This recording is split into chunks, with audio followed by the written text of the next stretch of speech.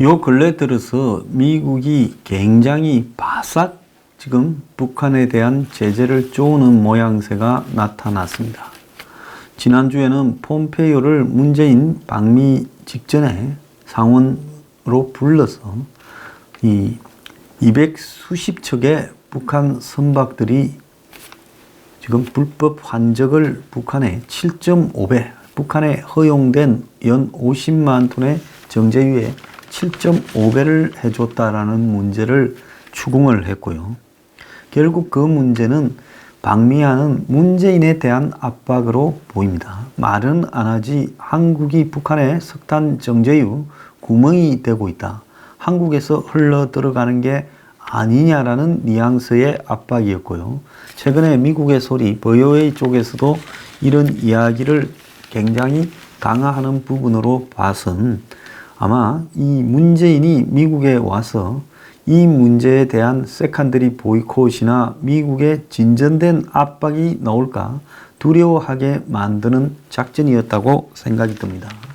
그래서 문재인이 무기 이야기를 어떤 행태로든 부인하지만은 엄청나게 사겠다고 미국에 이야기한 것도 분명한 사실로 보이고요.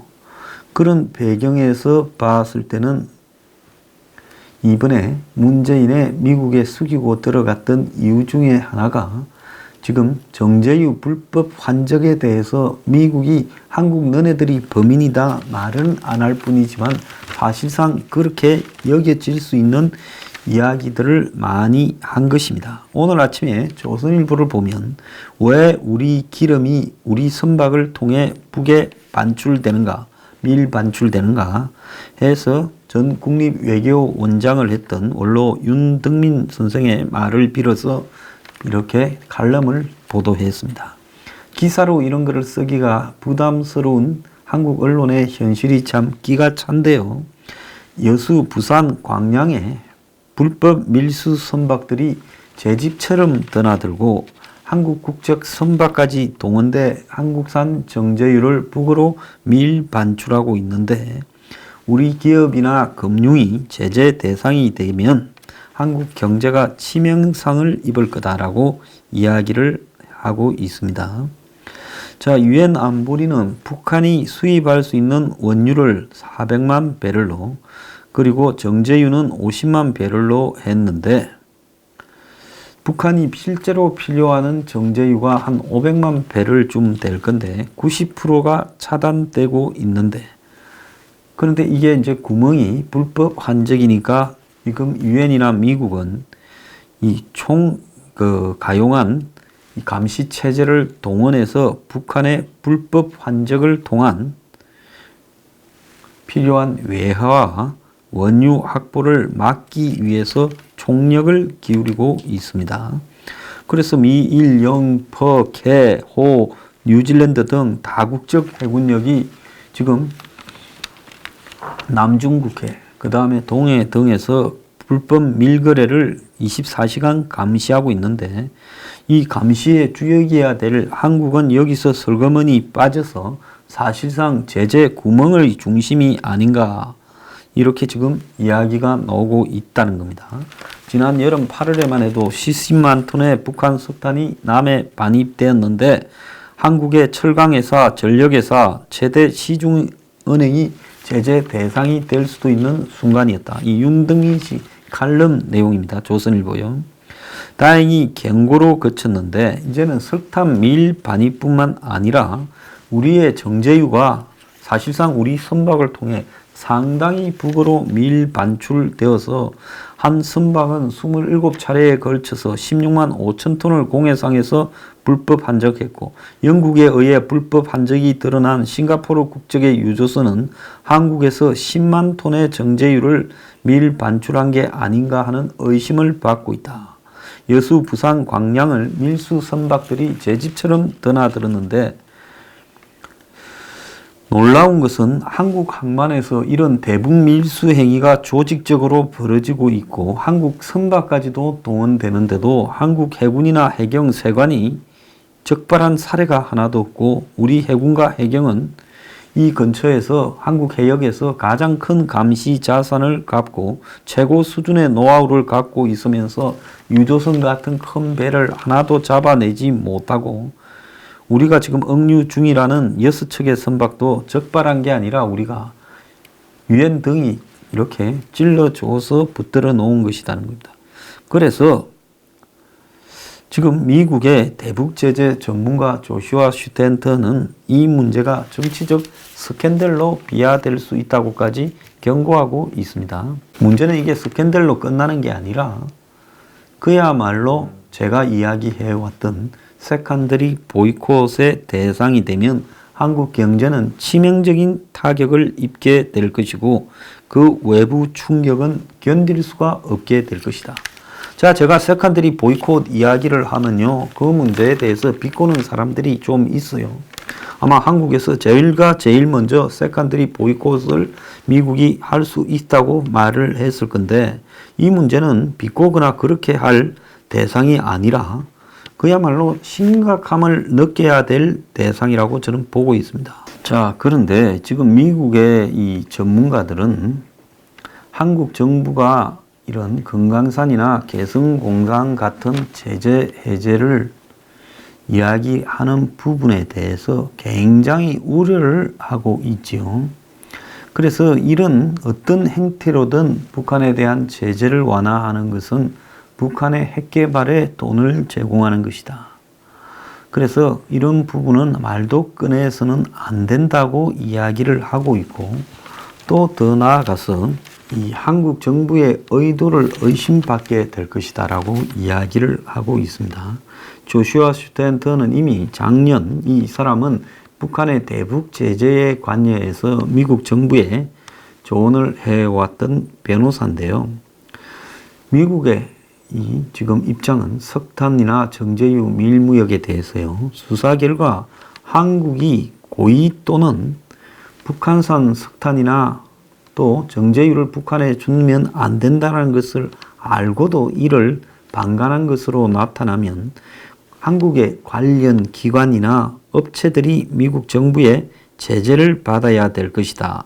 이렇게까지 이야기를 하고 있습니다. 정제유 반입량에 대해서도 한국 정부가 보고를 했어야 했다라고 이야기를 하고 심지어 이런 걸 방관한 책임도 이렇게 굉장히 큰 문제로 비화될 수 있다고 지적을 했습니다.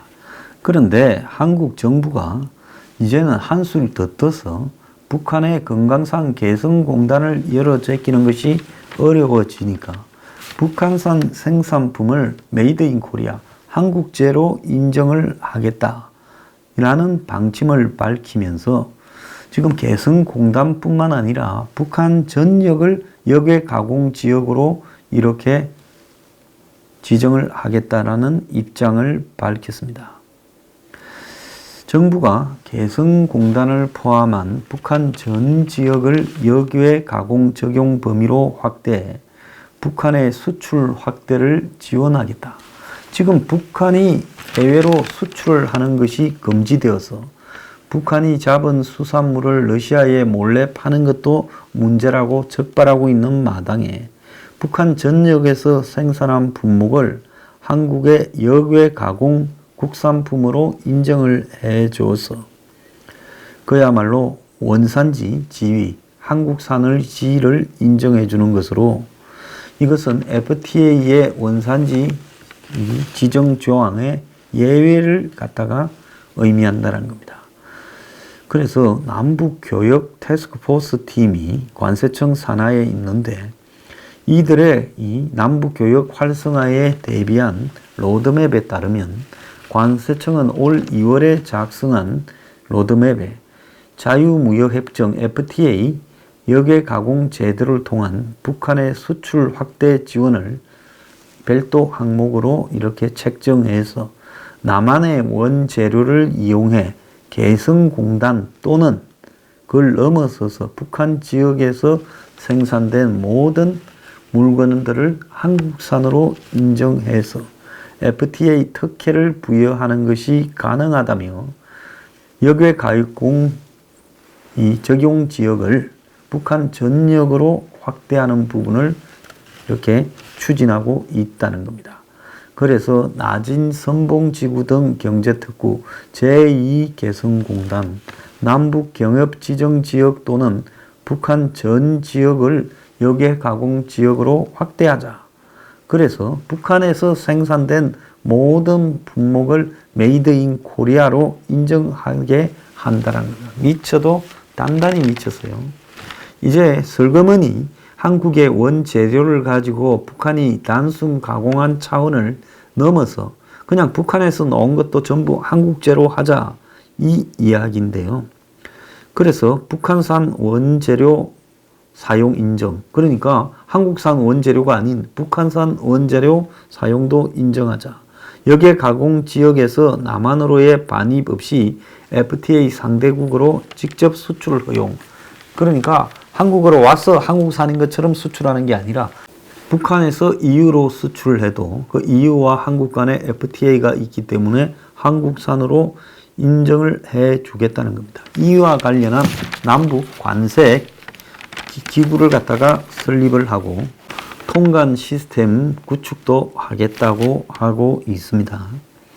그래서 남북교역 활성화 국면에서 북한의 수출을 자연스럽게 늘리고 세계 경제에 편입되기로 하도록 하겠다 하는 부분에 한국이 한반도 평화를 위해 북한의 무역에 기여하겠다, 이런 부분입니다. 자, 그런데 이게 얼마나 위험한 부분인가? 이거는 지금 미국의 제재 압박 국면에서 도저히 나와서는 안 될 소리라는 겁니다. 자, 관세청은 이 부분에 대해서 내부 검토를 위한 로드맵과 별개로 우리는 대북 제재와 관련돼서 북한산 석탄 등의 불법 반입을 적발하는 등 조치를 미국과 협조해서 엄정하게 대응하고 있다, 이렇게 말을 했습니다. 지금 북한산 석탄의 밀수나 그 다음에 한국의 정제유에 북한으로의 불법 환적, 밀 반출 등에 관련돼서 가장 큰 책임이 있는 기관이 관세청인데, 관세청이 그러한 행위에 대해서 반성하기는커녕 그야말로 북한을 갖다가 아예 한국산으로 몽땅 인정해서 수출하게 해주겠다, 이렇게 말을 하고 있는 부분인데요. 이 공무원들이 그야말로 영혼이 없는 인간들이다 보니까 아무리 위에서 시킨다 하더라도 이런 소리를 어떻게 함부로 할 수 있는지 저는 의문입니다. 북한산 석탄을 싣고 갔다가 그 인도네시아에 1년간 억류되었던, 전번에 뭐 일산에 있는 한국 회사 하나와 관련이 되었다, 제가 그렇게 이야기를 했죠. 그 북한 선박 와이즈 어니스트 호가 최근에 석탄을 내렸고, 이 석탄은 다른 선박에 실려 말레이시아로 수출될 거라고 합니다. 그래서 미국의 VOA가 북한산 석탄 수출은 대북 제재를 위반할 가능성이 있다, 이렇게 지적 보도를 했어요. 3월 27일 인도네시아 중부의 이 발릭파반 인근에서 억류되어 있었는데 예인선에 끌려서 이 배가 수킬로를 예인이 되어서 갔습니다. 지난해 4월 4일 인도네시아 해군에 의해 억류된 지 1년 만에 항로를 갖다가 처음으로 이동을 했습니다. 이 배는 남포에서 석탄 26,500톤을 싣고 항로를 벗어난 움직임을 하고 있었는데 인도네시아 해군이 억류했고, 이 배에는 북한선원 25명이 타고 있었다는 겁니다. 그리고 이 배는 수킬로를 이동한 다음 날인 3월 28일 석탄을 내렸는데, 자, VOA가 입수한 사진을 보면 이 선박과 바지선 사이에 크레인 선박이 붙어 있었는데, 크레인 선박을 통해 이 배에 실려 있던 석탄 일부가 바지선으로 옮겨졌고, 그러니까 이 와이즈 어니스트호와 이 바지선이 있었는데 그 사이에 크레인이 여기서 집어서 바지선에 내렸다는 겁니다. 그래서 석탄 하역 작업이 4월 9일 전후로 중단됐다, 재개돼서 4월 12일에는 와이즈 어니스트 호에서 이제 석탄 찌끄레기를 청소하는 작업까지 정리가 이루어지고 있었다는 겁니다. 그래서 와이즈 어니스트 호에서 바지선으로 옮겨진 석탄은 또 다른 선박에 실려서 출항이 되려고 하는데, 이 선박 관련 정권에는 26,500톤이 발릭파반 항구에서 말레이시아 방주 쿠안탄항으로 옮겨진다라는 내용이 있습니다. 이 석탄은 베트남의 D사가 선주로 있는 선박으로 옮겨졌고, 이제 빠르면 오늘쯤 출항한다라는 겁니다.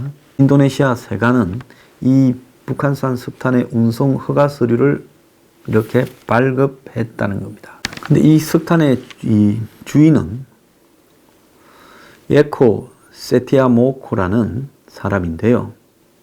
자, 이 사람이 와이즈 어니스토에 있는 석탄에 대한 판매 계약을 올해 2월 19일 날 맺었고, 한국의 일산에 있는 한 업체에 판매하려고 시도한 브로커 중에 한 명입니다.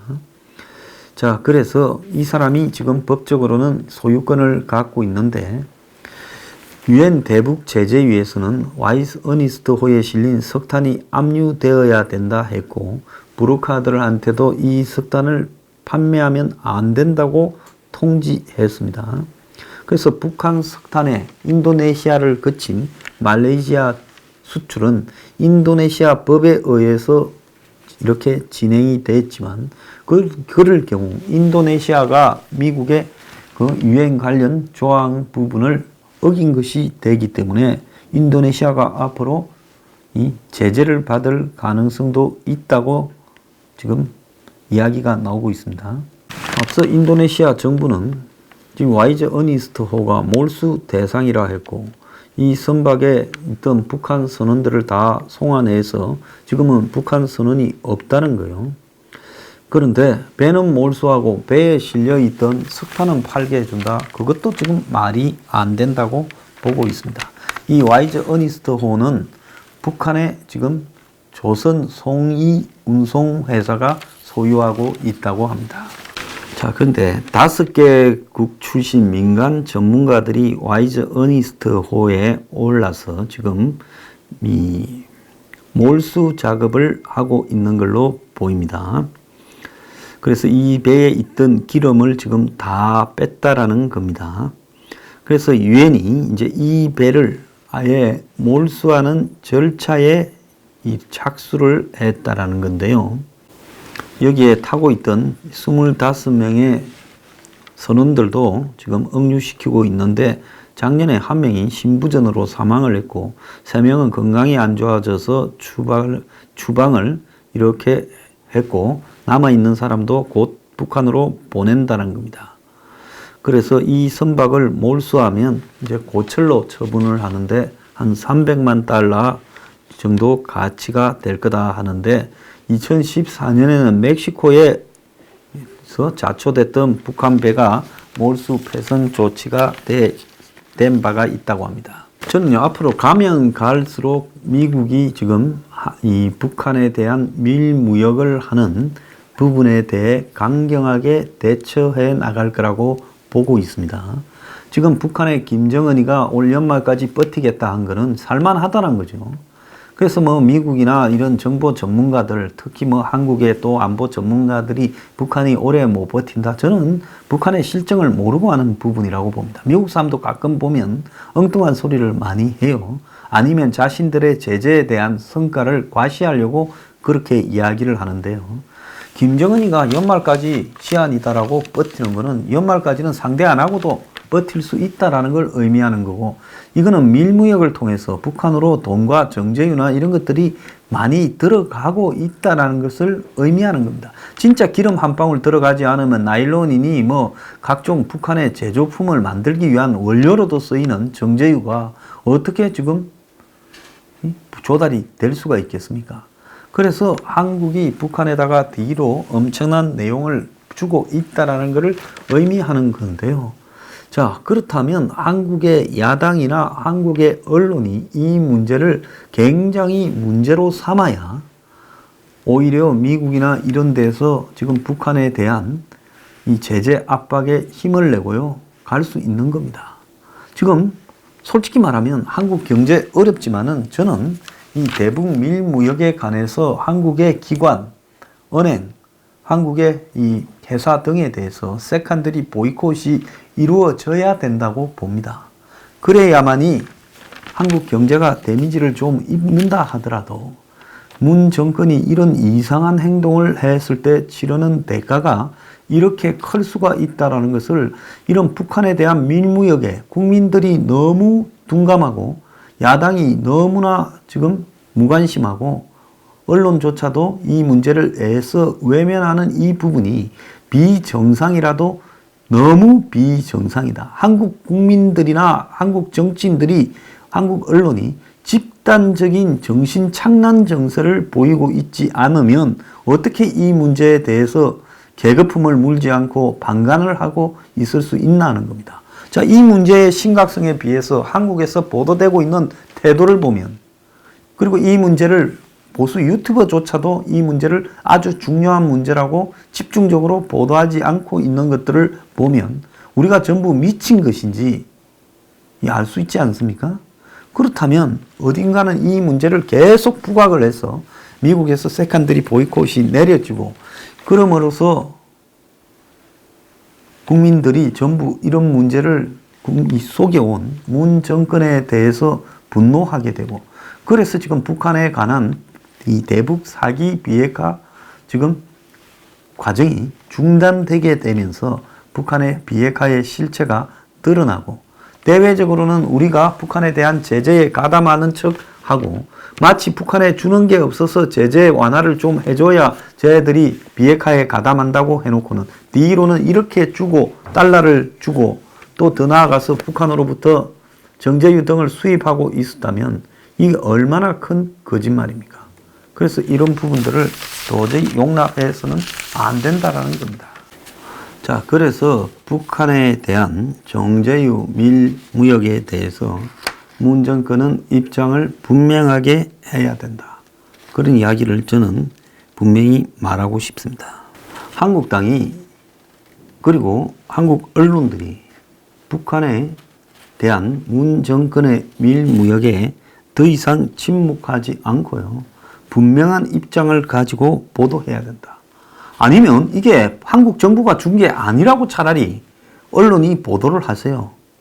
아니면 한국당은 우리는 이 북한에 대한 밀무역에 대해서 북한에 줬다라는 증거를 확보하지 못해서 한국 정부가 북한에 줬다고 말할 수 없다고 차라리 비겁하게 말을 하길 바랍니다.